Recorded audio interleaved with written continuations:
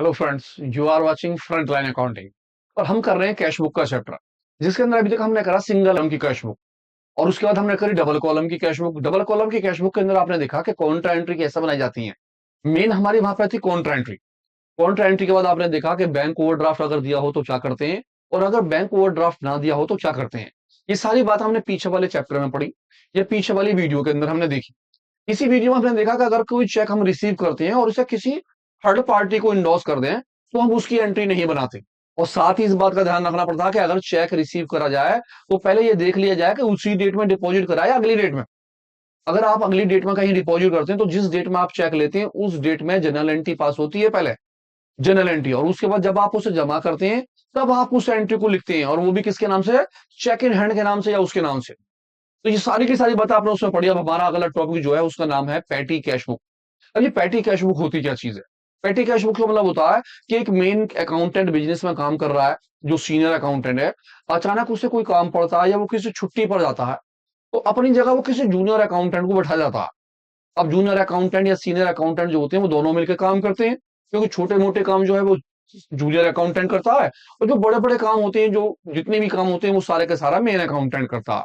अब सपोज कीजिए main accountant कहीं छुट्टी पर जा रहा है, 2-3 दिन के लिए, 10-15 दिन के लिए, तो जब जूनियर अकाउंटेंट को बैठा के जाएगा तो जितने भी खर्चे होंगे, जितनी भी बातें होंगी, सारा का सारा वो करेगा।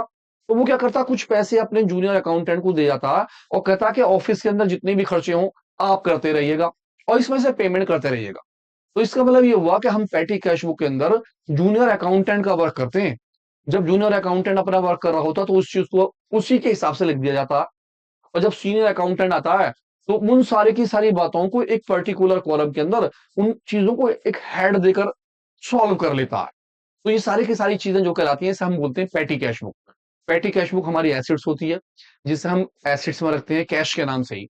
जैसे कैश होते हैं ऐसी पैटी कैश बुक होती है। तो एक छोटा सा क्वेश्चन उठा रहे हैं पैटी कैश बुक के ऊपर, देखते हैं अपना पैटी कैश बुक क्या चीज होती है, किस तरह से करते हैं। कहते हैं इस पैटी कैश बुक के अंदर, कहता है ए स्मॉल अमाउंट, छोटी सी amount of cash keep in hand, हम अपने हाथ में रख लेते हैं टू कवर। और इससे कवर क्या करते हैं, इंसिडेंटल एक्सपेंसेस, सारे के सारे एक्सपेंसेस, चार्जेस, बिल, ये सारी की सारी बातें जो किस में आती हैं, कैश बुक के अंदर आती हैं। इन सभी बातों को हम यहाँ लिखते हैं। इसका मतलब हुआ कि पैटी कैश बुक के अंदर हमारे हाथ में छोटा सा कैश होता है, थोड़ा बहुत कैश, हम उस कैश से सारे खर्चे करते हैं। वो एक्सपेंसेस भी हो सकते हैं, वो बिल भी हो सकते हैं, वो दीगर बातें भी हो सकती हैं। तो ये सारे की सारी सही चीजें करने के लिए पैटी कैश बुक का इस्तेमाल करते हैं। अब पैटी कैश बुक के जो कॉलम होते हैं वो अदर कैश बुक से थोड़े से अलग होते हैं। किस तरह से होते हैं, तो पहले कॉलम देख लेते हैं, फिर बाद में हम क्या देखेंगे, क्वेश्चन। पैटी कैश बुक के अंदर सबसे पहला जो कॉलम होता है उसको बोलते हैं रिसीप्ट अमाउंट। जी हाँ, यहाँ पर पहले रिसीप्ट अमाउंट का कॉलम होता है और उसके बाद ही होती है डेट का कॉलम, और फिर पर्टिकुलर का कॉलम। देन उसके बाद आ जाता है मेरा वाउचर नंबर, फिर पेमेंट की अमाउंट। इसके बाद आगे की जो कॉलम है वो मेन अकाउंटेंट बनाता है, जो बाद में बनाए जाते हैं। तो पहले कॉलम यहां तक कर देख लेते हैं। यहाँ केवल एक मेन कॉलम होता है पर्टिकुलर का। पर्टिकुलर के कॉलम से मतलब होता है कि रिसीप्ट की और पेमेंट की सारी अमाउंट पर्टिकुलर में शो करते हैं हम। जो पैसा आता है, क्योंकि यहाँ पर पैसा केवल पहली बार आता है जो स्टार्टिंग में होता है, उसके बाद तो हम सारी पेमेंट ही पेमेंट करते हैं। बहुत ईजी है केवल पेमेंट पेमेंट का। तो कॉलम ध्यान से देखने कि रिसिप्ट, पेमेंट, इनके बीच में डेट और पर्टिकुलर का कॉलम है, इन दोनों को लिए ये चीज कवर करेगा। इसी के साथ हम क्वेश्चन पढ़ते हैं और देखते हैं क्वेश्चन होता कैसा है। बहुत इजी छोटा सा क्वेश्चन, बहुत अच्छा सा क्वेश्चन है। मोस्टली टीचर क्या करते हैं, वो पैटी कैश बुक का क्वेश्चन दे देते हैं आपके क्वेश्चनों के अंदर। वो बाकी चीज, आप बाकी सब चीजों पर लगे रहते हैं। आप सिंगल कॉलम का कॉलम कर रहे होते हैं, आप डबल कॉलम की कैश बुक बना रहे होते हैं, और टीचर क्या कर देते हैं, छोटा सा धमाका हल्के से कर देते हैं और आपको पैटी कैश बुक दे देते हैं। देखते हैं क्या होता है पैटी कैश बुक। कहता प्रिपेयर कीजिए आप क्या चीज, petty cash book from the following transaction. पहली ट्रांजेक्शन, इम्पैक्ट ऑफ अमाउंट, आपके पास जो अमाउंट है वो कितने रुपए की है, 25,000 की। 25,000 से हम इस काम को कर रहे हैं। देन इसके बाद कहता पेड, आपने पेड करा कार्टेज के लिए पैसा, फिर पेड करा आपने टैक्सी फेयर के लिए पैसा, फिर आपने पेड करा स्टेशनरी के लिए पैसा, फिर आपने पेड दोबारा करा बस फेयर के लिए पैसे। अब जो पैसे पेड करे गए वो करे गए किसके लिए, वेजेस के लिए। और ये जो अमाउंट पेड करेगी ये करेगी पोस्टेज और स्टैम्प के लिए। और ये पेड करे क्या क्या चीज, वेजेस के लिए। आपने देखा सारी की सारी पेड ही पेड, पेड ही पेड और पेड ही पेड की बातें हैं जी। केवल पहले वाली जो चीज होती है वो हमारी किस चीज की होती है, कैश की, जो कैश हमारे पास आया होता है। अब इसी कैश से हमें सारे खर्चे करने होते हैं, तो ये जितने भी एक्सपेंसेस होते हैं वो सारे के सारे हमारे किस में आ जाते हैं, वो क्रेडिट में। हम पेमेंट ही पेमेंट करते हैं, बस ये इतना सा भरना है आपको और फिर हल्के हल्के हल्के कॉलम बनाने हैं।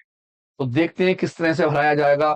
आपके पास सबसे पहला कॉलम आ गया, वही पहला वाला जो मैंने बताया, रिसिप्ट, डेट, पर्टिकुलर, पेमेंट। और ये कॉलम हम बाद में मेंटेन करेंगे।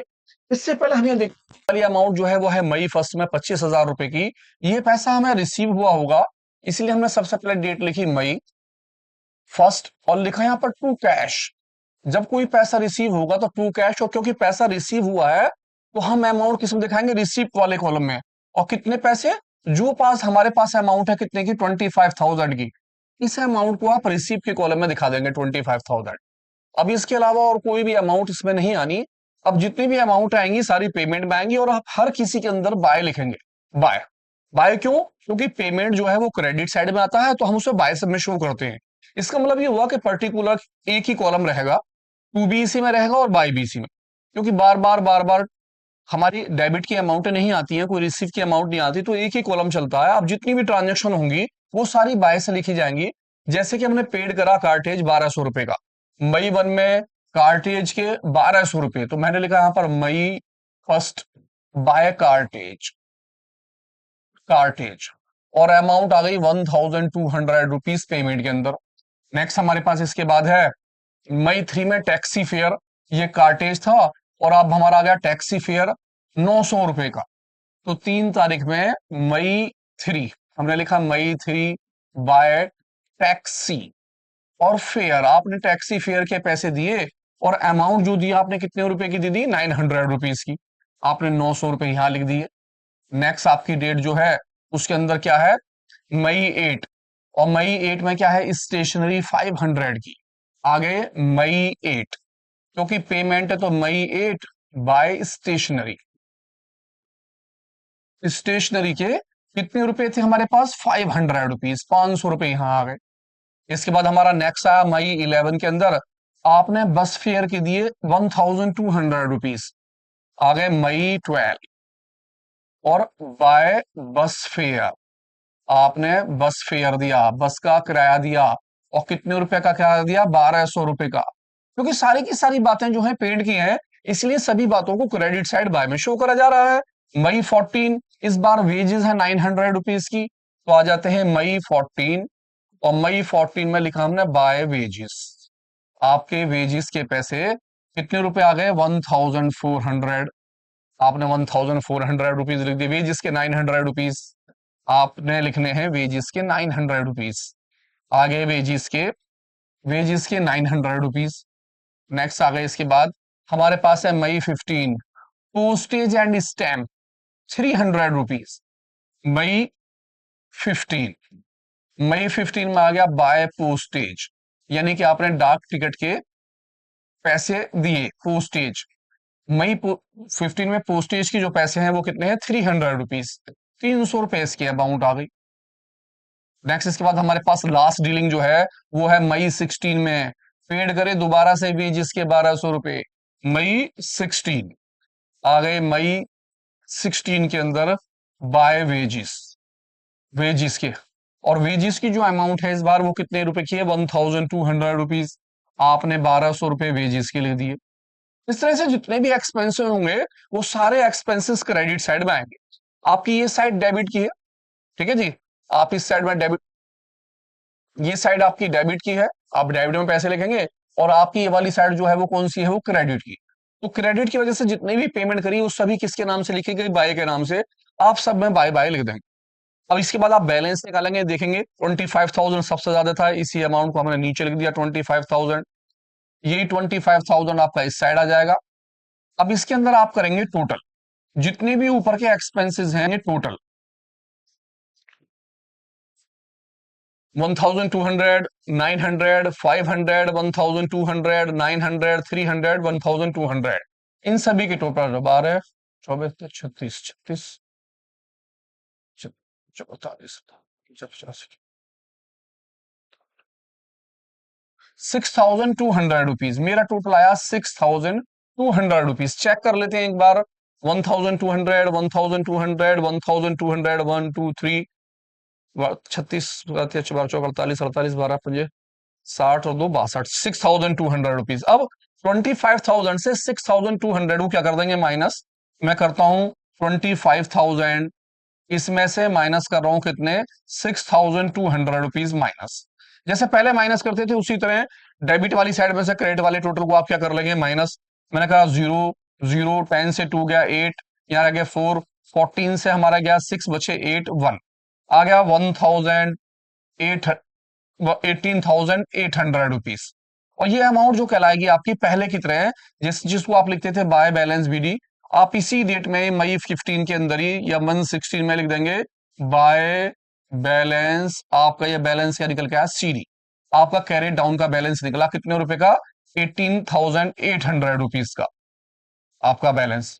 जब आपका टोटल हो जाएगा आप क्रेडिट वाले साइड में से डेबिट वाले बैलेंस को माइनस कर लेंगे तो आराम से अब यहां देखेंगे कि इनमें कौन कौन से ऐसे नाम है जिनके हम नए हेड खोल चुके। अब यहां तक का जो काम होता है वो काम होता है जूनियर अकाउंटेंट का। जूनियर अकाउंटेंट यहां तक की चीज कंप्लीट रखता है। जब सीनियर अकाउंटेंट आता है तो वो आगे के कॉलम बनाता है।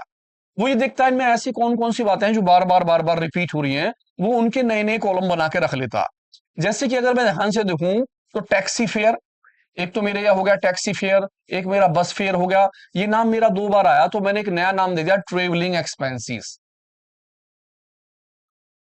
Travelling expenses. अब ट्रेवलिंग एक्सपेंसेस का मतलब हो गया किराया आने जाने का, तो मेरा इसमें बस फेयर भी और टैक्सी फेयर दोनों के दोनों आ जाएंगे। तो मैंने क्या करा टैक्सी फेयर का जो अमाउंट था 900 का वो इसके नीचे लिख दिया 900 रुपीज। इसी तरह मैंने देखा बस फेयर के 1,200 इसके नीचे आ गए। अब मैं देखता हूं इनमें से कोई ट्रेवलिंग से रिलेटिव तो नहीं है, cartage stationery wages postage wages नहीं है। मैंने देखा अब इसके बाद और कौन सा नाम है जो बार बार रिपीट हो रहा है, तो आप देखेंगे वेजेस का नाम 2 बार आ गया है। तो मैंने एक नया नाम खोल लिया वेजेस, वेजेस के नाम से। अब वेजेस की जो अमाउंट होगी 900 रुपीज वो इस कॉलम में सामने आ जाएगी 900। इसी तरह दूसरी दोबारा फिर वेजेस है, ये वेजेस के पैसे यहाँ गए 1,200, हमने यहाँ रिपीट कर लिए। अब आप मेरे पास जो है टैक्सी फेयर आ गया है, वेजेस आ गया है, बस फेयर आ गया, तो नया नाम मैं ले लेता हूँ किस चीज का स्टेशनरी का। तो मैंने नया नाम लिया स्टेशनरी। अब स्टेशनरी का नाम क्यों लिया, क्योंकि स्टेशनरी बिजनेस में इस्तेमाल होती है, तो बिना स्टेशनरी के बिजनेस में काम नहीं हो सकता, तो एक स्टेशनरी का नाम आ गया। और स्टेशनरी में मेरे पास आ गया कितने 500 रुपीज, इसी के सामने यहां मैंने 500 रुपीज लिख दी। अब इसके बाद आप और कॉलम भी मिला सकते हैं या फिर एक नया कॉलम का नाम दे सकते हैं, खाली किसी एक कॉलम का नाम जिसे हम कह सकते हैं मिसलिनियस एक्सपेंसेस। मिसलिनियस एक्सपेंसेस या आप अदर एक्सपेंसेस भी ना बोल सकते हैं। अब जो मेरे पास बचे हुए हैं मैं उन्हें मिसलिनियस एक्सपेंसेस में दिखा सकता हूं, या आप और कॉलम भी बना सकते हैं। जैसे कार्टेज मेरे पास बच गया तो मैंने 1,200 रुपीज किसमें शो कर दिए कार्टेज के। और इसके बाद मेरे पास पोस्टेज के 300 बचे हैं, मैंने 300 रुपीज किसके ले लिए पोस्टेज के। इस तरह से आप 4 या 5 हेड बना लेते हैं। आपका पहला हेड उस चीज का होना चाहिए जो आपके पास बार बार रिपीट हो रही है, पहला दूसरा तीसरा चौथा 3 4 हेड बना लें। सबसे लास्ट में एक मिसलिनियस या फिर अदर एक्सपेंसेस के नाम से कोई भी एक कॉलम बना सकते हैं। जितने भी छोटे मोटे खर्चे बच जाते हैं, जो भी खर्चे बच जाए आप उस कॉलम में दिखा दें। ये जरूरी नहीं है कि सबके कॉलम एक से हो, हर किसी के अलग अलग भी हो सकते हैं। जैसे सपोज कीजिए कोई कार्टेज का बना सकता था, कोई किस चीज का पोस्टेज का बना सकता था, हमने कार्टेज पोस्टेज नहीं बनाया, वो हमने मिसलेनियस में दिखा दिए। तो इसमें कोई ऐसी बात नहीं है, लेकिन आपको कॉलम 4 कम से कम बनाने होते हैं। जब चारों कॉलम बन जाते हैं तो इन सभी के टोटल नीचे करे जाते हैं। जैसे इस 1200 का और 300 का टोटल मैंने करा, मेरा हो गया 1,500 का टोटल। इसके बाद ये 500 था खाली, मैंने 500 एज इट इज दिखा दिया। अब 1200 रुपए का और 900 रुपए का मैंने टोटल करा, मेरा 9 और 1200 2100 रुपए का ये टोटल आया। इसके बाद मैं 900 रुपए का फिर 1200 का दोबारा इस वाले का टोटल करता हूँ, इसका भी टोटल 2100 आया। अब आपको ये देखना कि 1 2 3 4 इन चारों का टोटल जो है इसके बराबर आना चाहिए आपका। तो आप चेक कर लेंगे, 2 और 2 4 4 4 4 और 1 5 और 1 6 6,200 रुपए, आपका टोटल 6,200 आ गया। इसका मतलब आपका यहां तक का ठीक है, यानी इन सभी का टोटल इससे क्या हो जाएगा आपका मैच। इस तरह से आप पैटी कैशबुक बनाते हैं। पैटी कैशबुक के लिए ध्यान रखिए रिसिप्ट में बस केवल एक अमाउंट आती है जो शुरू वाली होती है, बाकी जितनी भी अमाउंट होती है सारे की सारी पेमेंट में होती है। जब सारी अमाउंट आप बना लेते हैं तो उसके बाद इनके नए नए हेड बना लेते हैं, ऐसे हेड या ऐसे कॉलम जो बार बार रिपीट हो रहे होते हैं। तो ध्यान से देखते रहिए, जुड़े रहिए हमारे साथ फ्रंट लाइन अकाउंटिंग पर।